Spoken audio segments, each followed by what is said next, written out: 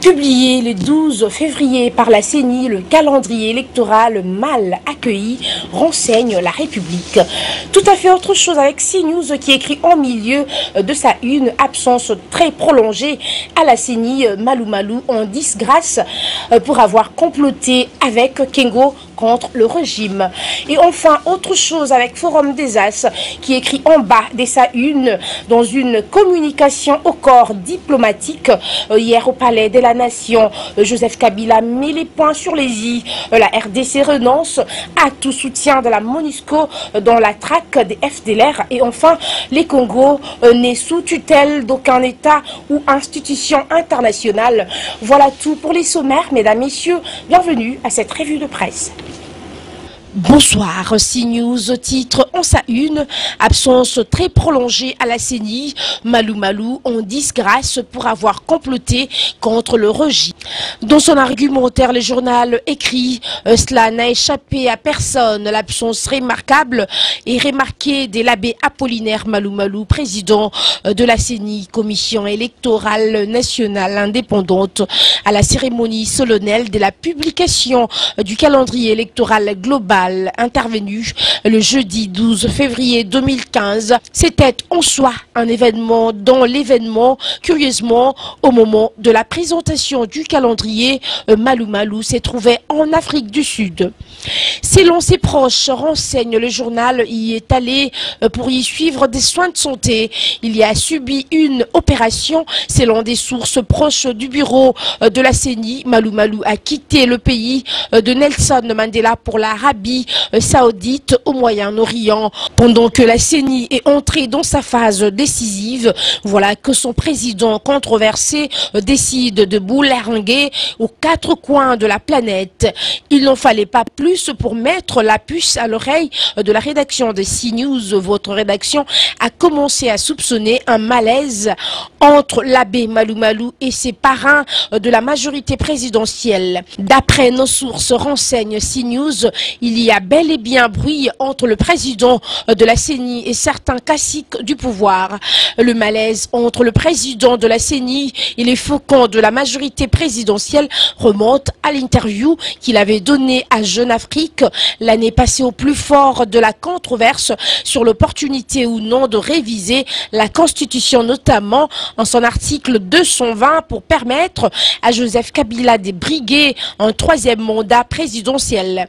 Interview dans laquelle il avait dit contre toute attente qu'en tant que citoyen, il n'est pas favorable à la révision de la Constitution. Dans une autre colonne, le journal écrit: selon leur dire, Malou Malou avait appelé personnellement le président du Sénat, Léon Kengo, pour le dissuader de voter cette loi controversée, spécialement l'article 8 en son alinéa 3. Malou Malou avait estimé aussi que cet alinéa n'avait rien à faire dans cette loi. Il a donc demandé à Kengo d'user de son pouvoir pour bloquer cette loi scélérate. C'est cet appel qu'il a mis vraiment en porte-à-faux avec ses amis de la majorité présidentielle, autres que ceux des MSR et les autres forces anti-révision.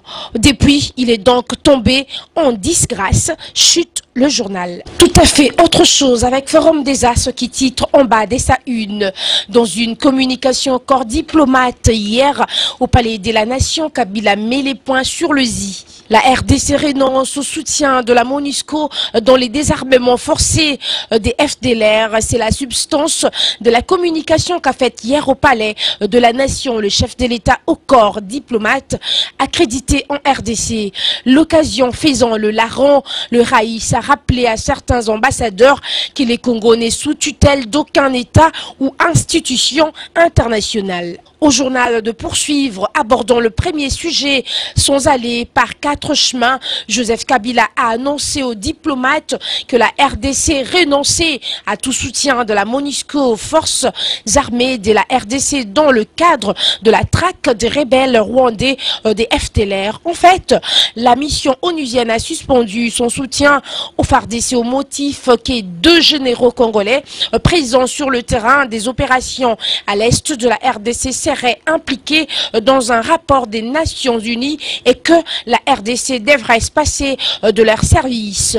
Réponse du raïs, ni lui, ni les gouvernements, encore moins l'état-major général des FARDC n'ont jamais été informés du dossier et que cela durait 3 ans. D'ailleurs, déclare-t-il, il était surpris d'apprendre la position de la MONUSCO simplement par voie de la presse et rien d'autre.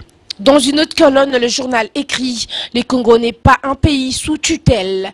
Dans la suite de la position qu'il a communiquée aux représentants du corps diplomatique, le président Joseph Kabila a également rappelé les principes qui régissent la collaboration et les partenariats entre les États, principes basés sur le respect mutuel et de la préservation de la souveraineté de chaque État. La RDC n'est sous tutelle d'aucun État ou institution internationale, a martelé le raïs congolais pour les sujets en rapport avec le débat autour du calendrier électoral global ou complet, tout comme sur les dossiers de 2 généraux des FARDC. Joseph Kabila a rappelé que par le passé, il y avait aussi des incidents, mais qui étaient gérés par des voies appropriées. C'est ce qui reviendrait à dire que cela n'était pas en tout cas déroulé par de voies de presse. C'est le cas actuellement avec la MONUSCO. Et enfin, la République, affiche phare, publiée le 12 février par la CENI, le calendrier électoral mal accueilli. Au lendemain de la publication du calendrier électoral global par la CENI, le 12 février, de la promulgation de la loi électorale, plusieurs réactions ont été enregistrées, notamment au sein de l'opposition politique et parmi les chefs de confession religieuse. Les chefs de confession religieuse ont appelé les gouvernements à apporter tous les moyens législatifs et financiers à la CENI pour éviter tout glissement du calendrier électoral global. Nous ne voulons pas qu'il y ait un moindre glissement, a déclaré les révérends Elébé Kapalaï, président de la commission d'intégrité et de médiation électorale, qui a précisé toutes ces contraintes doivent être libérées à temps pour éviter tout glissement parce que cela risque de nous amener au chaos. Il a ajouté que sa structure encourage la CENI à multiplier des réunions et des concertations avec la population en vue de l'appropriation du calendrier électoral global. Les chefs des confessions religieuses ont également appelé les acteurs politiques à cultiver l'esprit de tolérance et à se préparer déjà pour les élections dès lors que le calendrier électoral a été déjà rendu public, et non exhorter la communauté internationale à apporter son apport technique, logistique et financier afin de mieux accompagner la CENI pour que le processus déclenché aboutisse dans la paix. De son côté, l'opposition politique qui, au terme d'un demi-conclave de 2 jours, du 13 au 14 février 2015, à Kinshasa, a dénoncé un calendrier électoral non consensuel, irréaliste et incohérent.